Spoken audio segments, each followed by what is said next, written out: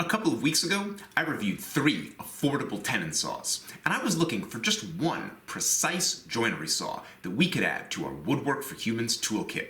And for way less than $100, you can buy a really excellent backsaw that will handle tenons, dovetails, and precise cuts at the bench. The best value out of all these saws was this nice crown tenon saw. It's ready to go out of the box, and you get a lot for the $70 it costs. But $70, that's still kind of a lot of money. Around here, when we need a good tool, we don't just throw money at the problem. We're always looking for hidden value. So from the moment I got this $45 Spear & Jackson tenon saw, I thought it might be a secret bargain in affordable joinery saws. But if there's value hidden in this thing, it's really well hidden. This saw has a wide, wandering cut. It leaves a poor finish, and the handle is ungrippable. The tool handles and cuts like absolute garbage. But here's the weird thing. This saw should be excellent. The Spear & Jackson has all the ingredients of a quality tool. The plate is thin and straight, and the back is real brass, and it's heavy. The handle is brutally uncomfortable, but it's made from real beech. All the parts are there. It's just the manufacturing where things went wrong. Maybe we can just fix it. Hold on. Am I really suggesting that a pack of broke woodworkers banging away in sheds and basements are really going to do a better job making this saw than the actual manufacturer did? Honestly, I don't see why not.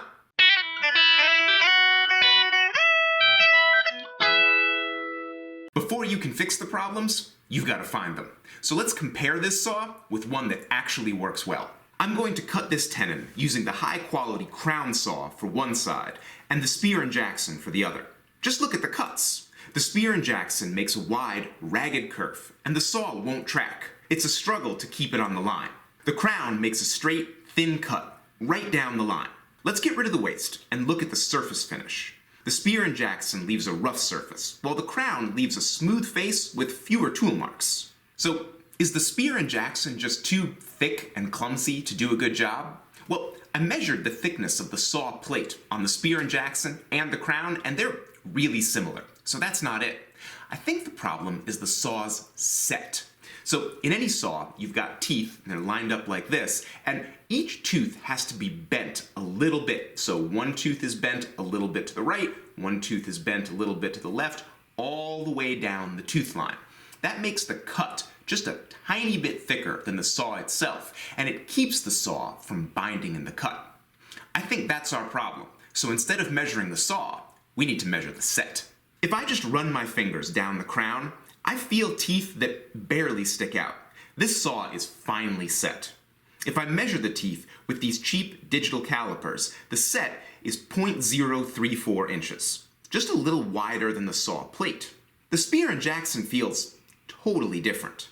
The teeth stick way out, and they feel ragged to the touch.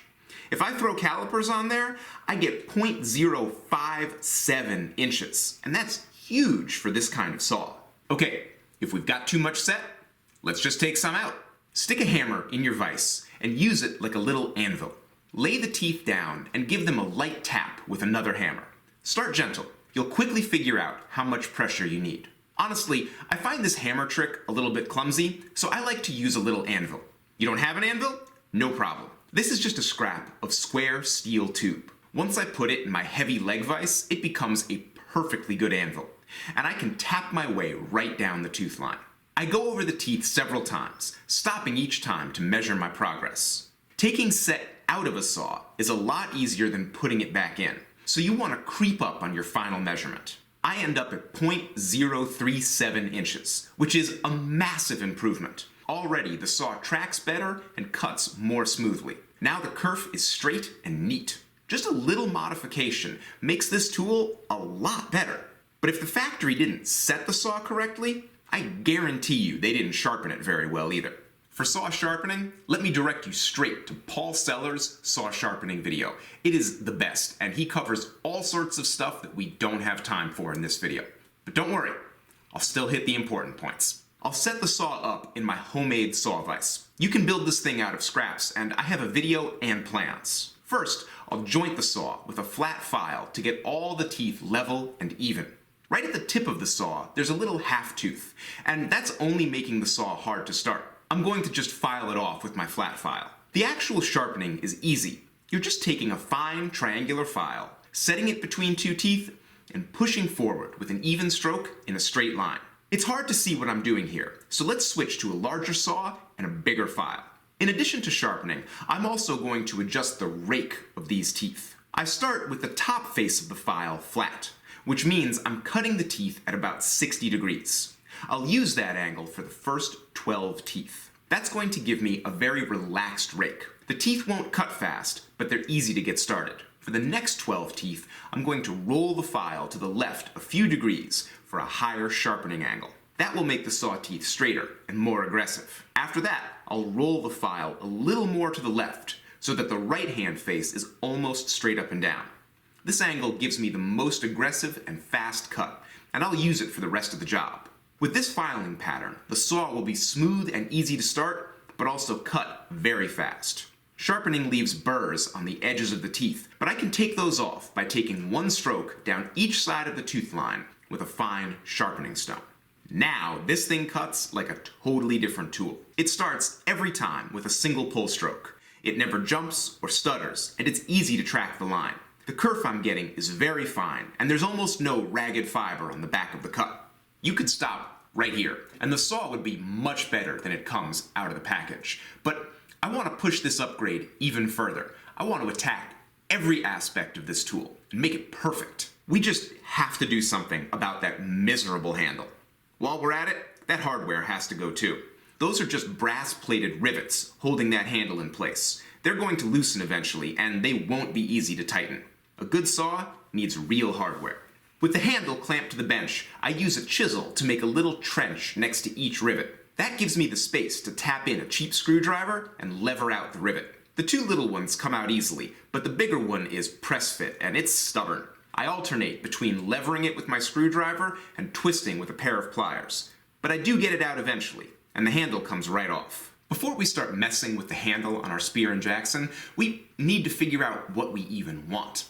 Luckily, I've got a bunch of old backsaws, like this lovely distance saw right here, and it's a great example of what you want in a good backsaw handle. The main thing is ergonomics. It just feels great in the hand, and all the details are really well thought out. So these horns on either end of the handle, those aren't for looks. They grip your hand really steadily and help you keep sort of a straight line without straining too much. And then the open part of the handle right here, well, that's only big enough for 3 fingers, and that really encourages you to leave your index finger pointed. And then there's a nice flat spot on the handle right here, so you can comfortably lay it on there. The saw handle encourages the perfect grip that's going to keep you straight and support your muscles while you're making the cut. Now, this distant is excellent, and I can use this, but let's crank it up a notch. I have this fantastic vintage Taylor saw made in Sheffield, England. This is the real deal of vintage backsaws, and the handle is amazing. It actually feels even better than the Diston, which is saying something, and it's even prettier. It just has nice little horns and curved details. It's got all the stuff we could want. If we're gonna bother remaking the handle on our Spear & Jackson saw, let's do the whole thing. Let's get every detail in there we can possibly have. We could start our handle from scratch, just using stock hardwood. But the handle we make needs to be slotted for the blade, mortised for the spine, and drilled for the hardware. The handle we've already got already has all of these features, and it's so much bigger than it should be. We have plenty of material to carve it down. You can see how the Taylor handle is smaller in every dimension. So I took a picture of the Spear & Jackson and a picture of the Taylor. I imported them into Photoshop, traced over them to get the shapes, and then merged the two together so I could get the features of the Taylor in the outline of the Spear & Jackson. Then I color-coded it and turned it into this simple printout that you can just download. Here's how it works. If it's green, keep it. If it's red, cut it away. And if it's yellow, round it over. I've got 2 copies of the template, and one of them is flipped, so you can cut them out and then paste one on each side of the handle. I like Super 77 spray adhesive for this kind of thing. The edges of your template will line up exactly with the flat parts of the original handle, except for this little bulge right here. You're going to need a little extra material here, so the line extends onto the roundover. It'll make sense when you see it in person. You'll need a few tools to carve the handle, but they're all tools worth having anyway. This Dreadnought half-round file is made for aluminum work, but it takes material off these inside curves fast and leaves a smooth finish. My Ryoba saw is fine enough to saw right up to these tight angles. Then I can chisel in to take off the bulk of the waste and pare in to get a smooth finish. I've got a whole video on cutting curves with flat tools. You can check that out to see more of these techniques. A little round file will make this horn detail at the top. It doesn't do anything, but it looks cool. You can leave it out to make things simpler. For some cuts, the coping saw is the best tool, especially for the inside of the handle. For all the roundovers, it's nice to have a big round file, or rasp, but you can also just wrap some coarse sandpaper around a dowel. That works fine. The final sanding is easier if you cut some long strips of sandpaper that will follow curves. And running them back and forth like this is an easy way to finish off the inside surface. I planed the surface of my handle to get it a little smoother, and because I wanted all the old finish off anyway. To replace those dumb rivets, I have these nice nickel-plated saw nuts. You can buy a bag of 10 of these for $5 or $6, and that'll get you through 3 or 4 saw restorations. You'll need to enlarge the holes in the handle, which is easy, and you also need to drill out the holes in the plate. I used a good twist bit in my brace, but you can also file the holes out. You only have to widen the 2 smaller holes, and only a little bit. Before I can install the hardware, I'm going to stain my handle. Beach stains really well.